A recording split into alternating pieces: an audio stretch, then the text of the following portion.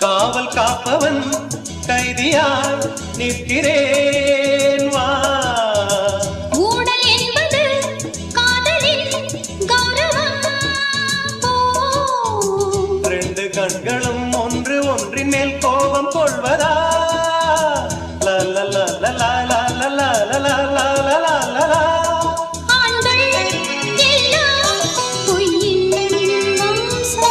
கோபம் கூட அன்பின் அம்சம். நாளும் வந்தால் ஊடல் போகுமோ?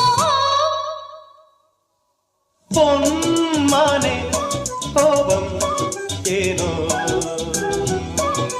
பொன்மானே